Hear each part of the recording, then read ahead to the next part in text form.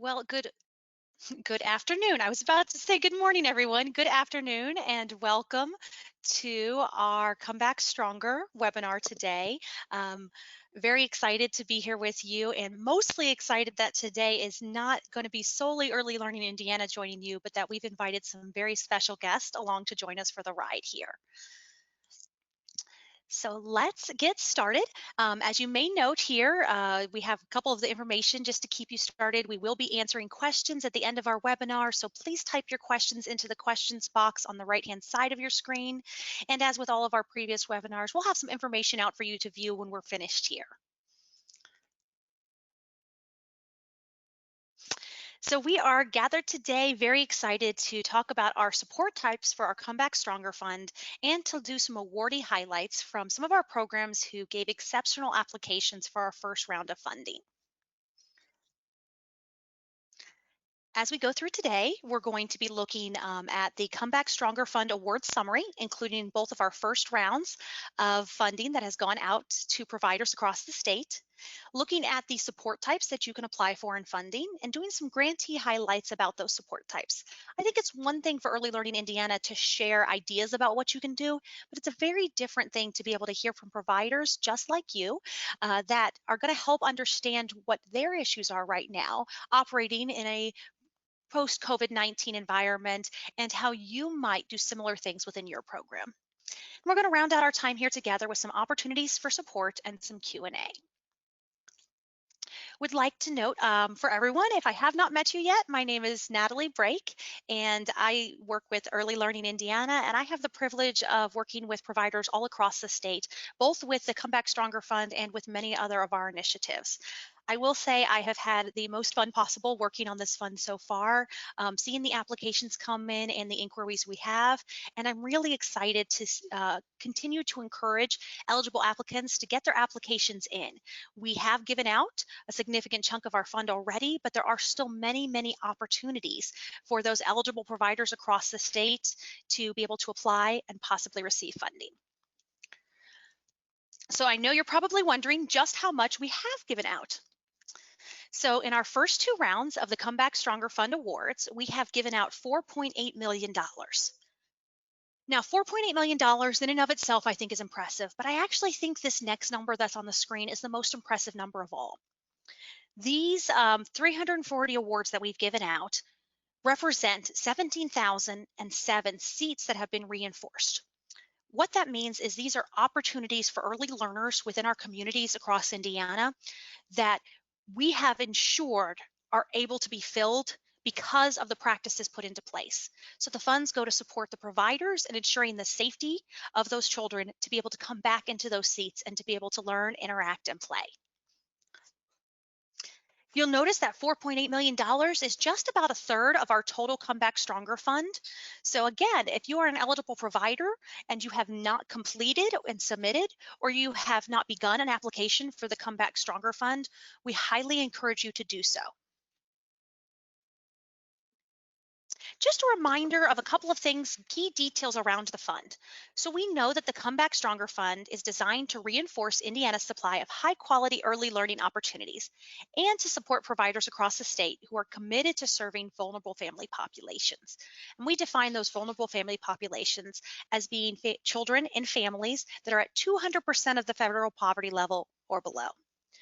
And these grants are expected to help offset new expenses that are incurred by providers to safely operate and continue delivering early learning experiences due to the pandemic. Very specific purpose for the Come Back Stronger Fund. So ensure that if you are an eligible provider that you are meeting that purpose. When we look at all of the grants that we've given out so far, they fall into our 4 tiers. So for our programs that we're granting who have less than 20 children enrolled, they're eligible to receive either $2,000 or $3,000, depending on the percentage of the total children enrolled who are on CCDF or on My Way Pre-K. Those tiers continue to rise as we look at the number of children served, because we know that many of the things that the fund can be used for grows the more number of children that you serve. So let's get into the key topic for today, our types of support. When we looked at doing this webinar, we wanted to take the ideas, take the types of things that you could use this fund for, but then we wanted to give it a more personal side. Some of the slides that you're going to see here are ones that we've shown before if you've joined us for a webinar that list the types of allowable expenses you can have for each support type. But we've also invited some of our friends and some of our new award winners on to share what they are doing around this type of support. So when we say types of support, what we mean by this is that grant funds that are intended to help providers safely and effectively continue or resume operations and to adapt to those COVID-19 challenges. These are going to include things such as enhancing sanitation practices, altering key aspects of the physical environment to support social distancing. It is not always easy or intuitive to keep distance between children.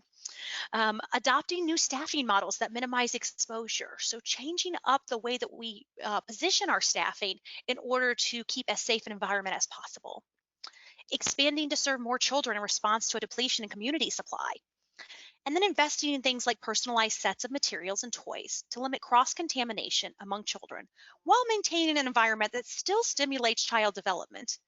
I really love that last bullet because I think it's important to realize that all of the providers we are seeking to fund are ones that are dedicated to providing a high quality environment that does stimulate child development. We know that there's a lot of stress right now on our staff, on our families, and on our children. And we want to make sure that the steps that we are taking and the steps that the Comeback Stronger Fund supports are ones that are going to ensure that we're keeping safety and child development both in the forefront of our minds. So what we're going to do here in order to talk a little bit about these different types of support, as well as highlight some of our awardee winners, I'm going to share a little bit more about the support types and then invite one of our award winners on to tell you their plan around this type of support. So the first type of support is one that we've seen in many of our applications. This is equipment, supplies, and materials.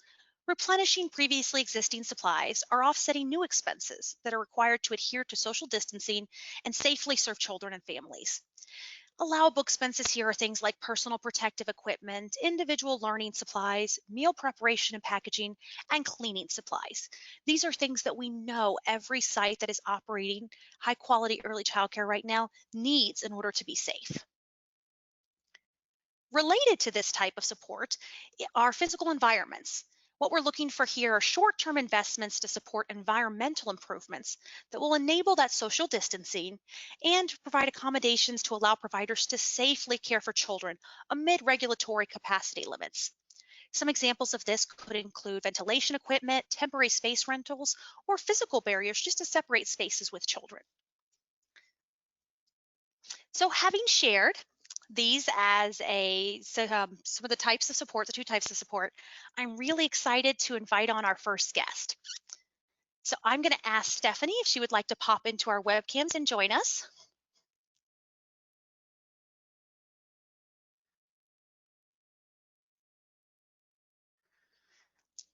Hello, Stephanie. Good morning. Good afternoon. It's still afternoon. And let me get Stephanie unmuted.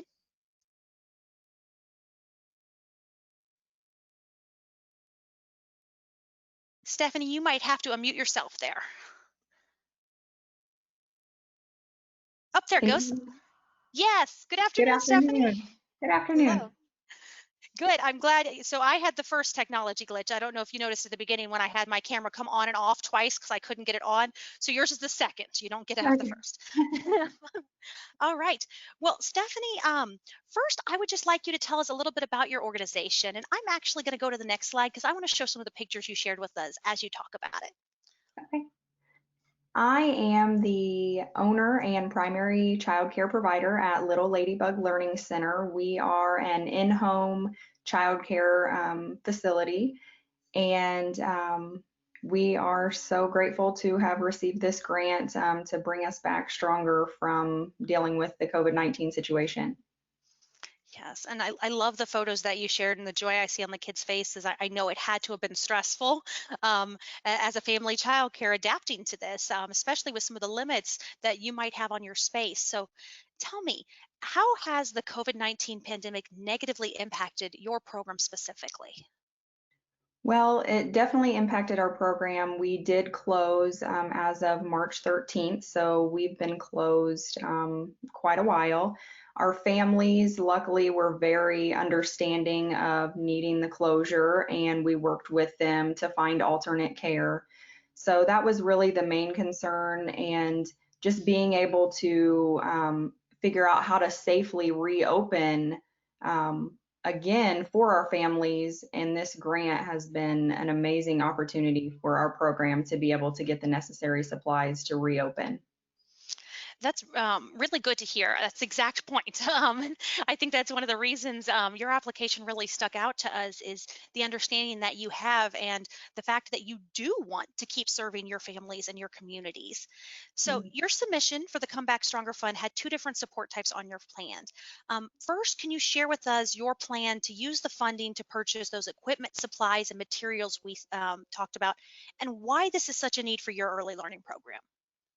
Yes, first things that we asked for in the grant were individualized masks for children that are child-size masks. We also asked for an outdoor hand washing station. Hand washing, of course, right now is very important, and we wanted to allow the children and families to be able to wash their hands before entering the home. So that was one of the main support types. And honestly, without this grant, we would not have been able to purchase that. It's almost $800 just for that item alone. So this grant has been great for that one item alone. We also plan to get a hand sanitizing station. That way families can utilize that throughout the day inside the home. And then also a touchless wall soap dispenser, touchless paper towel dispenser, a sink faucet, and then also the hand sanitizer and disinfectant wipes was our main personal protective equipment that we plan to purchase with this grant. And I will say, Stephanie, one of the things we really appreciated about your application is that you gave us enough details to understand what you meant by safety. Those pieces that you just expressed are exactly the ones that, when you told us that story, we could see the connection between your program and the safety that you want to have and what you were purchasing. Yeah. The other support type that you requested was around physical environments. Can you share with us a little bit about your plan to make some of those short-term changes, what that means to you to safely care for children? Yes, we are going to invest in an air purifier for our learning environment, and then we are also going to get sneeze guards. We don't have a lot of space to really expand in our home, so in order to make sure that it's safe when the children are eating and their masks are off, we're going to place the sneeze guards on the table to divide them up into sections, and that way they can eat safely without a mask.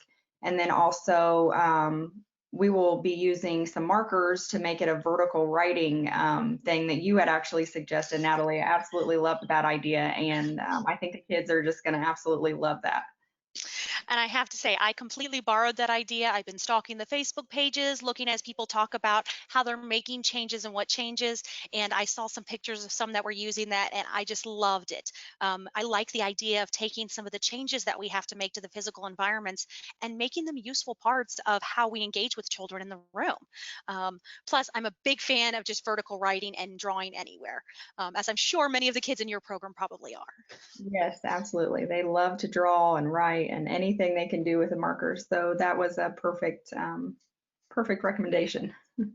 Excellent. Well, Stephanie, we are very excited, very happy to fund your Comeback Stronger grant, and we look forward to hearing from you again in the future to possibly share or just update us on how things have gone once you've been able to get everything in place. So thank you for joining us. Absolutely. Thank you so much for the opportunity. You have a great day. Wow.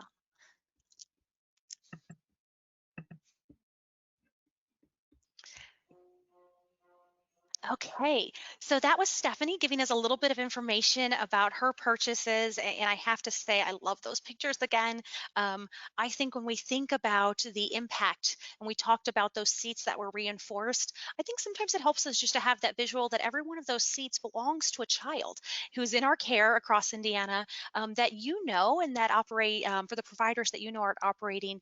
It is incredibly important to that child to have a safe place to learn, play, and develop as well as for those families to have a safe place that they feel that they can take their child. We're going to take a look now at another type of our types of supports that you could possibly request, and this is the professional services type. So what this means is investing in reopening planning efforts, support for family communications, highlighting safety practices, mental health supports, or other related professional services. And this could include things such as consultants to create some reopening plans or communication plans. A lot of those communication plans very specifically around how do we tell families that it's safe to come back to our care? How do we engage them in that process? And then also looking at contracted mental health services for staff, children, or families. As we mentioned earlier, we know that this is a stressful time for everyone in the world of early childhood. How do we help people cope in the best way possible? I don't have an exact answer for you, so instead I'm going to invite on one of our other spotlights, that is Little Duckling Daycare.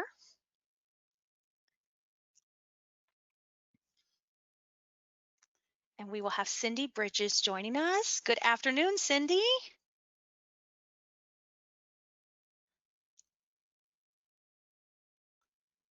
Let me see if we can get it unmuted.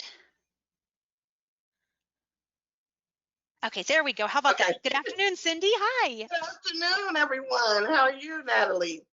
I am having a wonderful afternoon. Any afternoon I get to spend talking to providers across our state is a good afternoon. Um, Sure. Much better than some of the paperwork we have to do. But Well, we asked Cindy to come on. She's going to tell us a little bit about her plans as well. So, Cindy, I'm going to switch over because I want to show the pictures of your site too while we're talking. So, Cindy, can you tell us a little bit about your organization and your early learning program? Sure. So we are Little Duckling Daycare. We're on the east side of Indianapolis, Indiana. Um, and we're right directly west of the East 38th Street Branch Library. We have been open for over 25 years. So we have a long standing history of providing quality care. We did have to close for about 5 weeks Mm, for COVID because a lot of our parents were, of course, anxious. Some of them had were working from home and didn't need care at the time, along with the stressful updates week to week about social distance orders and mhm, stay-at-home orders. So we did have to close for about 5 weeks. mm, And then we opened up on April 27th. We started off with 12 children. mm. We had 121 enrolled prior to closing.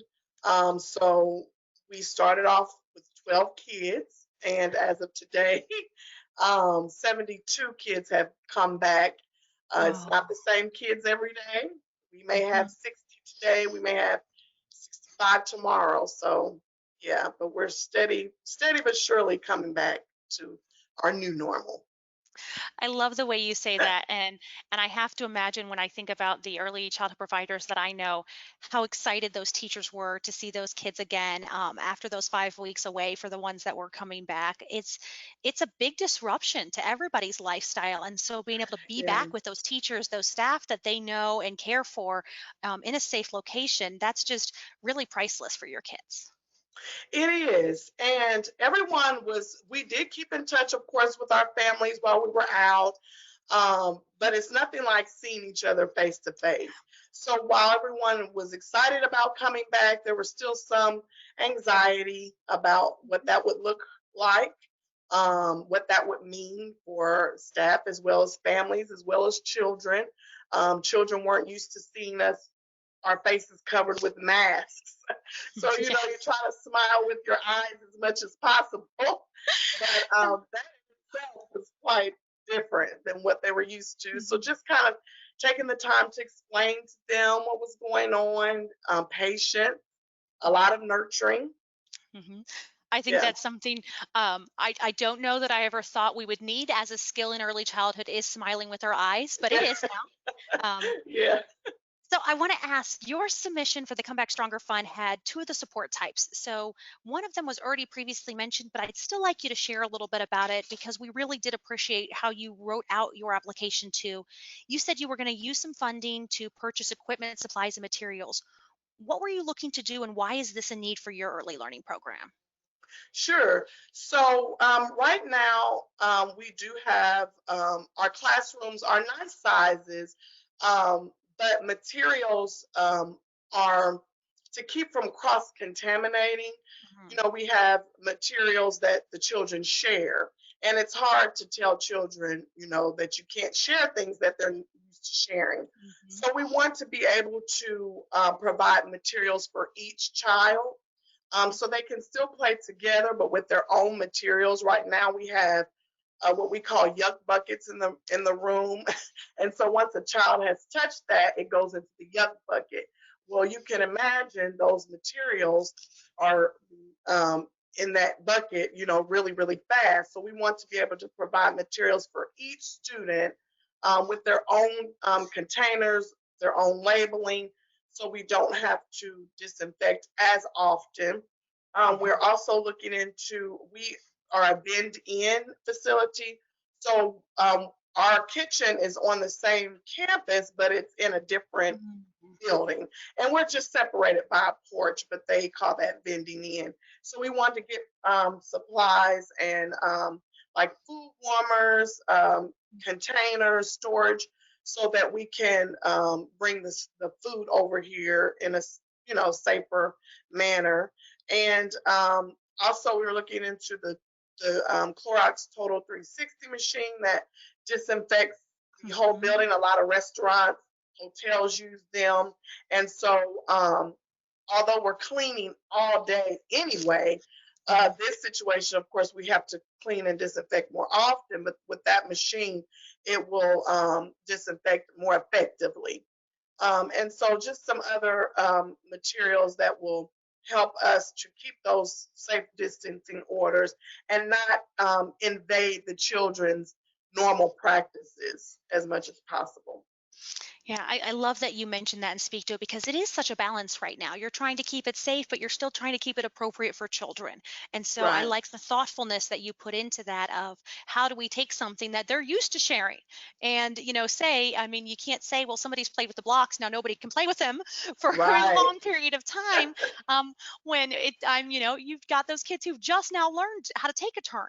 And now we can't even take turns. Right. Really speaking to the appropriateness of balancing that safety and child development. There was something Sure. else there you said that I'd love to ask about. So you said, talked about the stress that everybody's undergoing. And one of the things you said in your application is you requested for professional services. Can you tell me a little bit more about your plan to provide professional services to your staff and why that's important to you? Yeah, so that stood out to me, and I was already excited that that was an option. I immediately thought of mental health services. Mm. Um, During this pandemic, there has been a lot of anxiety, a lot of stress. I have employees who've had family members not only contract the virus, but passed away from the virus. Oh, And wow. so I actually had a staffer today that told me her nephew in Michigan just contracted the virus. And Mm. so there's always anxiety on of if we're doing all that we can, what's to come, along with normal everyday stressors. Mhm. And so I thought that mental health services for all of the staff, so they could have someone to speak with about this and who can help them process the information and come up with coping mechanisms, how to still keep that enthusiasm of coming in every day and still be able to use those sessions to help them, you know, cope with what's going on and what could be to come as well. Mhm. I think you speak to it so well. It is something that I feel like is on the mind of all directors and owners and anyone who is invested in a leadership role in early childhood because we want the children to have the best experience possible. But when the staff are carrying those weights themselves, it's hard to create that experience for the children. It Um, is. Hmm. Yeah. That's so true. And then be able to, we are already nurturers, but also I think the mental health services can help the staff be able to translate some of that even to the children that they're caring for each day, and also be able to give positive words to parents as we communicate with parents and families as well. Mhm.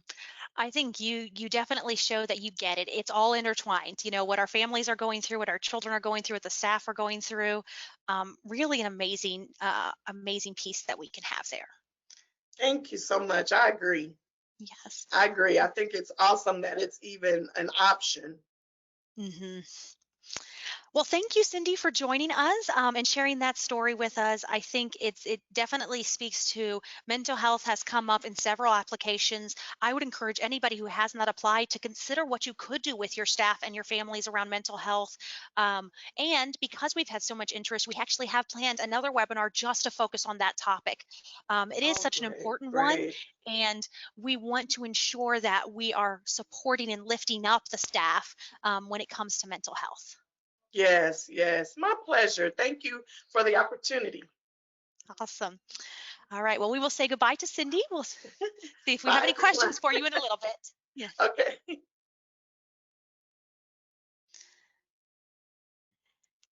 Oh, so that is so exciting. And if you didn't catch right there, I'm going to say it again. We do have an individual webinar coming up. That topic is just mental health. We know that that's such a big concern in general when it comes to our communities right now, dealing with different circumstances around this pandemic, but especially in the early childhood field. So if you have not completed and submitted, or you have not started an application, you are an eligible provider, please consider asking for some funding that would go towards those mental health services for your staff, your families, your children.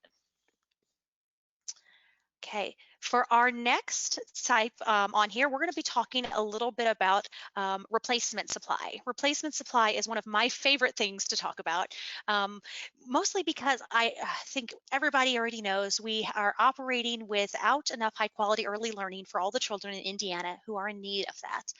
And so when we have something like this pandemic happen and it takes already low access areas and we have providers who are unable to reopen or have to change the way that they're doing things, we suddenly see even less access than we would have in a typical time period. So when we're talking about replacement supply, what we're talking about are the expenses that are related to programs expanding to serve more children, either within existing or new locations in response to that depletion in community supply. So this could include expanding operating hours. It may be that you've never had second shift care and right now it's necessary. This could be opening new seats by expanding to new sites or building networks that support other providers. And some of the allowable expenses under replacement supplies include staffing for those expanded hours, includes capital improvements at a new location directly related to those licensing or registration requirements so that you can safely, legally operate childcare there, and startup materials for those new locations. If you're going to be opening multiple classrooms at a new site, you're going to need materials to get them going. So I am very excited to invite two guests to join me now from STEAM Academy. And we will get Lori and Lisa both on with us.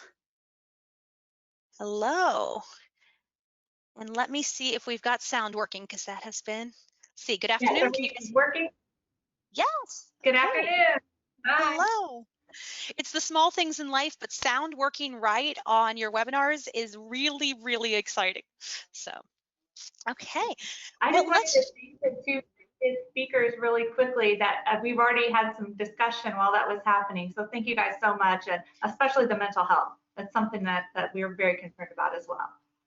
Well, good. That is the exact point of this webinar, is that we are hoping to, one, celebrate you guys and the awards that you got, but also inspire people so that they can take the same ideas that you guys are doing, which are wonderful, promising practices, and hopefully put them into place where it's appropriate for them. So I'm going to switch our slide over to show some of the pictures you guys sent us about your location, and I would love for you guys to tell me a little bit more about your organization and your early learning programs. Okay, so we are a registered ministry associated with River City Church.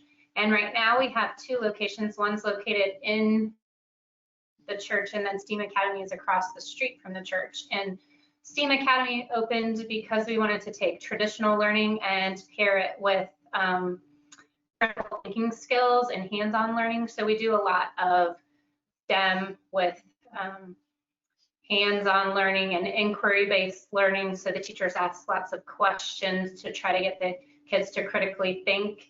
And then we always get in a big circle and do a lot of hands-on activities. We do a lot with the preschool engineering process. So they have to plan, and they have to try to implement their plan and then test it. And then if it doesn't work, go back to the drawing board. So we're just trying to start that critical thinking process really early. And we do that all the way from the infants all the way through the preschoolers. So even in the infant and toddler rooms, just being really intentional about explaining things to the kids as we're doing it, even if they don't talk back, just using a lot of the vocabulary words and things that they will see later in their educational experience.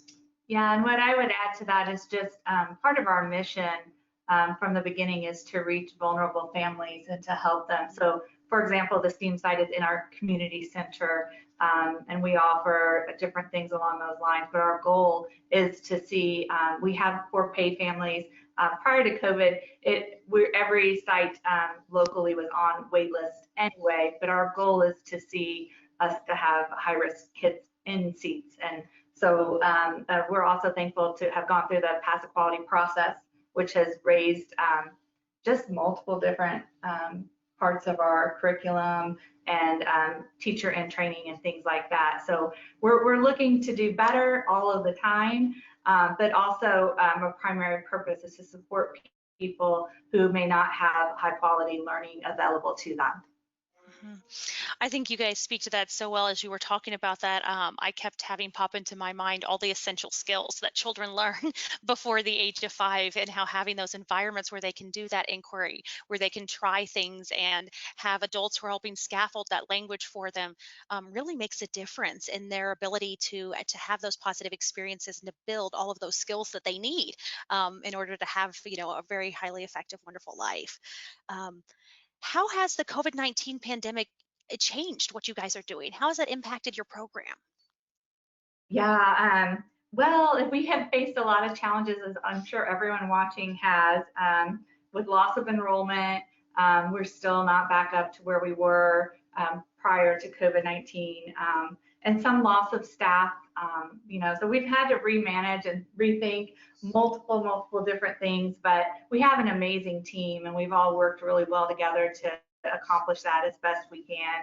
So we spent hours developing policies, which then we had to change based on things coming through. And so it's been a whirlwind, but we just keep moving forward and keep trying to do better through the process. Yes, I love that you said that there too, and I want to point out here to say that's one of the reasons that we gave these categories our types of support when we were doing the Come Back Stronger Fund, because we knew that there may still continue to be some slight shifts, so that as long as you're staying within the allowable expenses and within the types of support, we can have, once funded, if you need to shift a little bit, that's okay, because you may need to alter your plan to purchase more supplies. If your enrollment continues to rise, that's wonderful, but let's get what you need. So I have to ask for you guys specifically, for the STEAM Academy, your submission for Come Back Stronger Fund was really around this replacement supply. Can you tell us about how you came to the decision to expand your program right now with everything going on? So one thing I wanted just to talk about, we kind of have to look at things right now through what was before COVID, what's happening now, and then what's going to happen afterward. And so with our mission in mind, it's always been our desire to have another site in West Lafayette. And there's multiple sites over there. We just think that we love our mission, we love what we do, and we want to see more high quality seats available to people who may not have access to that. And it's actually a wealthier part of our community on the west side. So prior to COVID, we had multiple conversations. You can't find a really good piece of property over there. And so when some circumstance happened where a site was closing, because we had had multiple conversations ahead of time with different people, we reached out to our board and to some investors and said, hey, you know, we've had conversations even with the site previously. What can we do now? And this was a registered ministry that wasn't through Paths to Quality or VCP.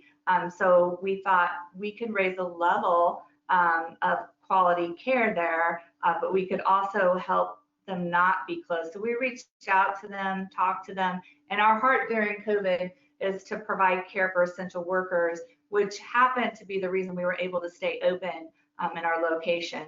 And so we wanted to help their essential workers any way that we could. And so we put some things in place to help them with cost. And we were able to provide some of those families that care. And then one thing led to another. We were able to, through some investors, they purchased that and they're going to create a lease for us. And we'll be able to, we'll have to do some construction to fit the parameters of a different quality of site based on what the requirements are for like restrooms and different things like that. So funding though is very questionable right now just because our finances aren't as good as they have been in the past. And so that's where we kind of have to think about the future. What will happen then? How will we gain our footing? And we're trying to navigate through that. But we do believe that people will be in more need even for childcare as we move forward. So we had some people who believed in us and invested in that property and believed in our mission. And so we will be to build there. We're working on the construction there now. Excellent. So many good things that Did I I heard answer there. all your questions, Natalie? You did. I love that you mentioned Yeah. restrooms because I always think that is one of the things that pops up in all the conversations with early childhood is, do we have the right restrooms? But I really loved when I was listening to you speak a couple of connections. Just one, that this is really an organizational mission for you. So ensuring that there is high quality care for the children and the families of your community, that part wasn't new at all, which I think is one of the reasons that your organization is able to respond in this way and to look at really holistically and see what's needed. What is the impact that you feel, or why do you think this is going to be so important for your community itself? Yeah, that's a great question. I think that, again, being able to offer high quality care to people and even essential workers on that side of town, if something were to change with the virus or to be impactful there. But I think we're going to offer something that's different. And, you know, Lori described that the best when she talked about our program. So we're looking forward, there's 28 new seats that we'll gain out of this. So that's impactful for sure. And then part of the difference is that site didn't accept CCDF or anything along those lines. And we will be setting a goal to target that for more families so that they can receive high quality care.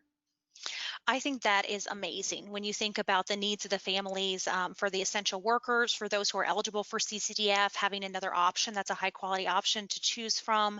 And you spoke to the new seats and the new opportunities that are going to be created.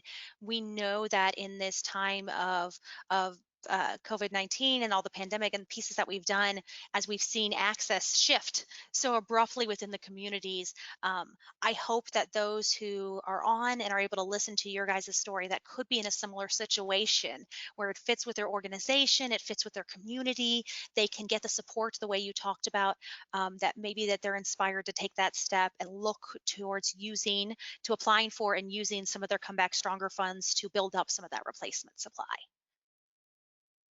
So wonderful. Well, thank you both for joining us and for sharing that story. I do look forward to sometime this fall possibly stopping by and seeing new sites as you get things up and going. I love being able to do road trips and visits, and would love to see firsthand the impact that you guys are making.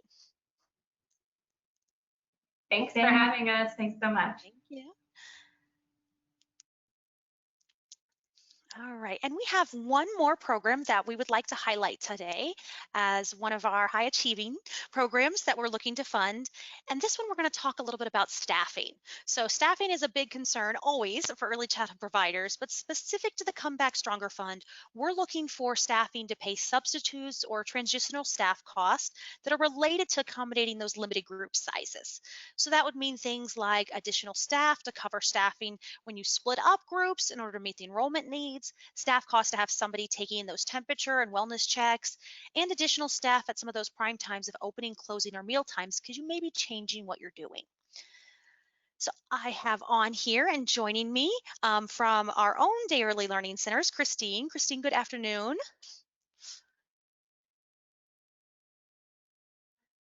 Good afternoon, Natalie. Hi, and I am going to pull up some of our pictures too. To talk a little bit about it. So I am so glad you could join us today. Staffing is a big issue for early childhood. I say preaching to the choir probably to everybody here with that. But before we get into the staffing part, can you just tell us a little bit about our early learning program at Day Early Learning? So within our Day Early Learning Network, we have 9 childcare centers that we operate throughout the city of Indianapolis. And so we have close to serving at our capacity about 800 children across those 9 centers. And we look at having a little over around 200 staff members on our team. So staffing is definitely a huge part of our work. And so as we think about those things, it's been at the forefront of all the things I've been managing throughout this time. Excellent. Well, can you tell us a little bit how has the COVID-19 pandemic affected the way Day Early Learning is doing things? So like most of some of our guests talked about, so Day Early Learning as a network of centers, we stayed open throughout the whole time, and we lived through all of the experiences that has meant to us, and that includes the staffing. Our capacity like I said, at full capacity, we can serve close to 800 children. And we dropped down to almost at the lowest point of our capacity. We were probably down to less than, 10% of that. I would say on average, we were serving less than about 100 children at the moment. Our focus was really, again, on those essential workers too, partnered with our local IU health team to really also assist those emergency workers. So we were able to partner with the city of Indianapolis quickly to provide services for the emergency workers in the city of Indianapolis, as well as IU Health and the surrounding medical teams, so that we can make sure that their children were being cared for in safe environments. And so we took on new children as some of our children went home and stayed safe with their families. We brought in new children, and we're continuing to provide services. And now that we see our children coming back, we're looking forward to having all of our children return sooner than later. Some of our families are coming back. We're gradually bringing our families back in to the fold. So our enrollment census continues to go up on a weekly basis. And I feel like I could safely say that we would echo the previous providers that I cannot imagine how happy our staff are to be seeing the children and families again, even though we made efforts for them to keep in touch, just to have them back in the centers. Centers without children are feeling a little empty, aren't they? They do, but I will say, if you ever had the moment to enjoy a Zoom call with a group of preschoolers, it was the highlight of my time and my work throughout the pandemic, just to jump on with to see those interactions as they were happening though too as well. I love the efforts that I have seen across the board, both at our organization and others, to ensure that we're keeping that personal contact and to ensure that we're just keeping up the spirits of everybody. It is inspiring, like you say, to have those moments and to have that joy shared with us. Well, one of the areas that we're looking to use our Comeback Stronger funding to support is really staffing. Can you share with us a little bit the plans around staffing and why it's a need for us to adjust our staffing, how we're doing that right now? So I think one of the things that when we look at the guidance that we're looking at from the Office of Early Childhood, but as well as the CDC, is that we know that automatically we have a substantial number of our teachers that were self-identified. They met those high risk age or health concerns, things like that. So we automatically had a large number of teachers just go out. And so to protect those teachers and make sure that they have the time, they have the space to take care of themselves and be safe, that means we have vacancies across the whole system. So we want to make sure that we have enough staff in our buildings to cover those absences right now as those individuals are staying home, and keep them safe. As we then look at, how do we bring those in, and then all the responsibilities. So as many of the providers talked about, when you're looking at the laundry, the sanitizing, and for some of our larger centers, right? So the additional PPE equipment that individuals are getting, those things that have to be laundered, face masks, where all of our teachers are wearing face masks.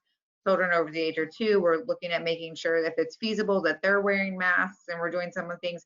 So looking at some of just the daily routines, we, like one of the providers mentioned, we've always been washing our hands and cleaning and sanitizing, as that's, it's just, but to intensify that. So you've talked about the shift work, so making sure that we have enough individuals. I know as many providers, we had one teacher that would come in at 7 a.m. and start the preschool class, and one teacher opened the toddler room, and we would, all the kids would congregate in one classroom, and now we've had to eliminate that, right? So now we have to have enough teachers in the morning to have each classroom have enough to staff those individual classrooms, and at the end of the day. And we know typically as providers, those are the times of the day where we, mingle children together at that last moment, especially in the summer. I think of, going to pick up my own children when they were younger, they were all on the playground after like 5:30. So all of those things, right? High touch areas, thinking about when we're transitioning children to and from, we've marked all of our centers to help that, but just the amount of transition and to go through and wipe those high touch areas, and the house screenings. Yes. Making sure we have that. So just thinking about, is there enough staff in the building? Looking at are there other entities? So we've been contacted by one of our own vendors that does some of our health screenings for us as an employer, that they're willing to provide nurses on staff. So we have not gone there yet, but that might be something else that as we continue to look at, because if it does get to a point where we need all the teachers in the classroom, will we have enough staff at the front of the building to make sure we're getting all those house screens and those temperature checks and those things done daily? And so that burden continues to just be something that we evolve. Right now we're doing it with a small number of kids, and how will that continue to increase as more children come into each center? I love the way you said that there, that it's about evolving. We have our standard staffing models that we used and we operated, whether, you're a small center, you're an in-home center, you're a large one, all of those family childcare, you have your pathways that you do. This is how we operate staff. We have staffing models, and it feels like those have shifted a lot. And so the evolvingness of this, I love that the Come Back Stronger Fund allows for that evolving. It says as long as the staffing is directly related to serving those safety needs. If, originally, like you said, we need, this many staff in order to open, and now we have more coming back. So now we need more staff at opening. We want to ensure that providers know that you can use the Come Back Stronger funds for those types of staffing needs. And we want you to evolve. If your enrollment continues to grow, please bring in the extra teachers to have the smaller rooms, to have those pieces of it, because as families are looking to return to care, we want to ensure that the staffing can support that in a very safe and, like you said, still developmentally appropriate way. We want them to be able to have those interactions. Excellent. Well, Christine, thank you for joining us today as well, and for giving us an insight into a little bit of how we're approaching our staffing.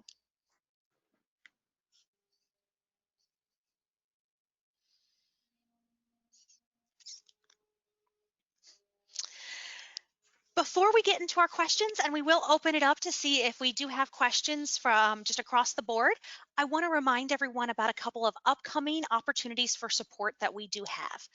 As we mentioned earlier, we are going to have a specific webinar on the incredibly important topic around mental health.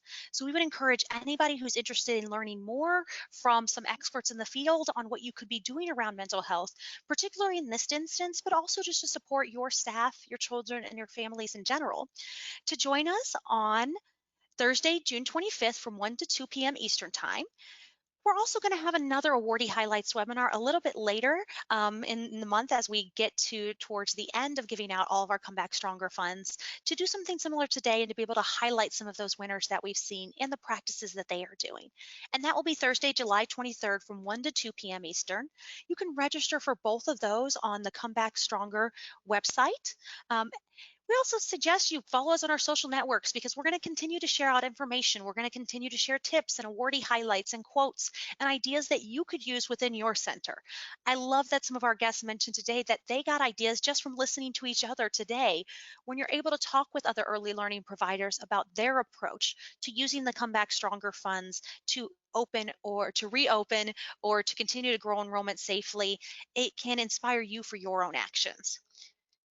And I can't leave it without saying that if you have any questions about this, you can always email stronger@earlylearningindiana.org. We would love to take your questions related to the fund or any aspects of it if you do have them. So as we get to our questions aspect here, I'm going to invite on another member of my team that has not been on the webinars with us yet. Invite on Wesley Terrell to join us. Wes has a background working with K-12 education systems when it comes to STEM activities. He has vast experience with making connections between organizations and understanding how organizations can look to support growth within their students, but also support that by training and enabling their teachers to understand some of the best processes. He is also incredibly amazing at helping us figure out some of the best methods to be able to look at eligibility and review the high volume of applications that we are getting so that we can have as quick a turnaround as possible and get the funds out into the hands of our early childhood providers. So Wes, thank you, and let's see what questions we have from our audience. That's an abundance of kind thanks to say. I appreciate it. I'm glad to be helping. So we did have some good questions. We were able to answer quite a few. I think there are a couple that we answered to some degree, but I think are worth repeating or just expanding upon, and a couple that you even addressed during the webinar, but just acknowledging that and the importance of getting them to them again. So a few people have asked, should they keep receipts? Yes, that is an incredible question. I'm so glad somebody asked that. Please keep receipts. If you are funded from the Come Back Stronger Fund, you will be required to do 2 reports to Early Learning Indiana in account of what you've done with your funds. One will be due to us, I believe, early January. It's one that'll go through your expenses through December 31st of 2020, and another one that will be due to us a little bit later in the year, next year, to be about March time, to show what you've spent from January through March. So you must have receipts or invoices that account for all purchases made with Come Back Stronger funds. Good important note there too is that all of those purchases must be allowable expenses. So at any point in time, if there's a concern about an allowable expense, please note that if you mention something within your application that might have just been on the cusp, it's better to check it before you're sure and you fund it, but everything that you request there must be within the allowable pieces in order for us to officially close out your grant. Thank you. And then, so in terms of the section on the grant where they need to, we ask them to be specific about purchases. Just how detailed or specific should they be? What are the most important parts to capture in that question? Yeah, I think the most important part there to capture is to show us that you have a plan and an understanding of the types of materials you need to get. So it's enough to say that for our students, we know we need to get individual supplies for art and manipulatives and blocks. Give us a couple bullet points there to say these are the types of materials we're going to purchase for individual use. If you're talking about purchasing personal protective equipment, you could list a couple of ideas for that. We've had some wonderful responses that have listed out things to say like, we need to purchase additional rugs so that we can sit further away from each other. Or giving us explanations to say, typically we all sit at one table for lunch and we need to buy a separate table and separate chairs. What we're not looking for is for you just to say, we need supplies to safely operate. We know that every early childhood provider right now needs supplies to safely operate. We need to know what supplies and materials you need in order to safely operate. Very good. So the next is part question and part compliment to the guests. But some people have shared that they got some good ideas in today's webinar and that they also over time might refine their ideas. You addressed this a little bit in the webinar, but I think it's worth mentioning. So once they are awarded, how much flexibility is there between the plan submitted and the purchases and planning thereafter? Mm-hmm. We need to know that you have a solid enough plan that you understand what's needed for your site to reopen, because that will be different. When we talked about staffing, there are going to be different staffing needs for a team of 3 versus a team of 200. So we ask that you shared with us your initial ideas so we would understand that you understand what's needed for your site to operate safely. However, we also know that as you open and as you continue to grow, and if there are any additional changes when it comes to CDC recommendations, that we need to be flexible with that. So when we look for your reporting to come back to us, what we're looking for is everything that was purchased out of the Come Back Stronger Fund, does it match those allowable expenses? So if in your application you originally did not mark staffing, you marked that you wanted equipment, supplies, and materials and physical environments only. And then as you look and as you continue to open and you realize we do need an extra set of hands at the beginning of our shifts to help with that transition as children come in. That's still an allowable expense and it would be fine to include that. Okay. Can you talk a little bit more about what would be acceptable for the budget? Organizational budgets are wonderfully fun. I would say my best advice is if you are not sure, we do have a template that is available now. And I believe you can email us at stronger@earlylearningindiana.org and just say, I would request the budget template. And that way you could have it and use that template. So if you're not sure that what you have will work, please use our template because that is something that we are looking to accept. Very good. And then let's see. There was another, just seeing if any other new ones have come in. Oh, there is one I'm going to save for last. Can we submit reports sooner than the dates mentioned to close out grants? So if they're wrapped up with spending, can they submit reports sooner? Yes, you can submit your final report as soon as you are finished. If you do happen to expend all funds before December, we would look to just probably do a single report for you instead of a touch base one for the fiscal year and then a final one. So you are absolutely able to close it out early if you have expended all funds according to the allowable purchases. Okay. Another one is somebody just completed a building in less than a year, and they're wondering about constructing a playground in the outside area if it's connected to more space for children and social distancing. We are not looking to invest in large-scale playground equipment because that would be multi-use for many children. We would look to potentially invest, it could be an allowable expense if you're talking about small-scale supplies that are used by children outside. So some of the requests that we've had around the equipment, supplies, and materials for individual children may include some things like ride-on toys or individual balls to have different sets that can go outside. So we could look to potentially have some pieces in that application that relate to equipment that could be used by a child outside, but we would not look to fund large-scale playground equipment. Okay. Somebody asked if they could email an application as that could be reviewed before they submit. We are only allowing providers to submit a single time for this opportunity, so we cannot do a pre-review for any of the applications. What we would suggest is that you reach out to your Child Care Research and Referral for some feedback. You could reach out to another local organization. Many organizations may have grant writing classes or somebody that's part of an early childhood coalition. Any of your early learning network groups to see even if just another provider would take a look at it and be able to give some feedback. We also think that's an incredibly important part of the process as you look to develop your own grant writing skills, is seeking out some people that you know through your networks or locally who can help give you feedback.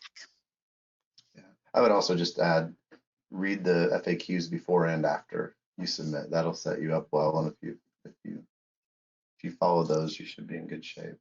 Let's see, and then, oh, go ahead, Natalie, sorry. Well, Wes, I was also going to say, we're going to have some highlights coming out from the programs who talked to us today. We're going to have some actual written highlights that you'll be able to see that'll be coming out on the Come Back Stronger website. So look for those as well, because those give some good insight into the types of things these providers asked for and how they arranged their answers to the application questions. And that could help you to kind of gauge, do yours seem similar to what they're doing? Because these are programs that we funded based off of their applications. I know we're getting close. I'm going to try to squeeze in a couple more. So would a budget for 1 month work, or does it need to be over the course of a year? We would ideally like to see more than 1 month. We could do 1 month if possible. But again, I would just say if you use our template, it's going to really give us an accurate picture if you're not sure that what you have is something that we would allow. Okay. And then what about things like flooring and painting? If the flooring is intended to make it safer or sanitizable, excuse me. We have had a lot of questions about flooring. It's always a big concern. Bathrooms and floors, big concern with that. What we would say, especially with that, is one, are you doing replacement supply? Because if you're doing replacement supply and you're adding on full new seats, if there's a new classroom that has not been in use and is going to add to your total enrollment, not just split up a group, but add to your total enrollment, then that would be something that would be allowable under replacement supply. If you are looking to include that as your environments your physical environments, you would need to make a case why there is not a temporary solution that would meet the same need. So it is also something to think about. There are many, many allowable expenses for this. And if you can look at what you need the most that matches with those allowable expenses, that would really be the spot. And that would be the materials that you would want to look to ask for, the support types you would want to look to include. And would you classify things like somebody asked about shaded spaces and playgrounds so that they could have more social distancing? That replacement supply as well? I would put that in both categories, again, depending on if it's replacement supply or if it is something that's more of that temporary environmental pieces. We've had people ask about doing some short-term awnings that they could use so that parents are able to wait outside the building while they check in, because typically parents would bring their children in, but now they have staff member that they have to buzz for and have come up. It is really something that needs to be a temporary physical environment need that you are meeting, and that this is the only way that you can safely meet that need based off of your individual circumstances. I think I'm going to squeeze in two, and then we're probably going to have to encourage folks to email Stronger at Early Learning email after that. So is somebody allowed, if they ask, to have their application reopened? If you have viewed this webinar and realize that there is something that you need to update on your application, I would email Stronger in order to ask for it to be reopened, or to let them know that this is the consideration that you've realized now that you've watched this webinar, what could be done to make sure your application is as accurate as possible. Can I save the easiest one for last? Do you suggest we apply now after the webinar? I suggest you apply as soon as possible. If you are an eligible provider and you've started your application and then you got sidetracked, maybe by some of the children in your program or your staff, please get back to it as soon as you are able to. We have given out just under 1/3 of the fund, and we know the other 2/3 are going to be going fast. We want to ensure that every eligible provider in Indiana has the opportunity to apply for the Come Back Stronger Fund. So we will be announcing new winners every Thursday until all of the funds are out the door, but you cannot be one of our new winners and one of our new awardees if you do not get your application completed and submitted for us to review. So yes, yes, yes, get your application in. Any applications that are in today will be in the review process for awards that could be announced next Thursday. You did save the best for last. Thank you, Wes. All right, well, with that, we are going to go ahead and wrap up. And we will suggest that anybody who has additional questions, please email us at stronger@earlylearningindiana.org. And we look forward to reading, reviewing, and sharing out additional awardees as we are able to continue progressing through and giving out funds, giving out awards from the Come Back Stronger Fund. So thank you, everyone. Have a great day.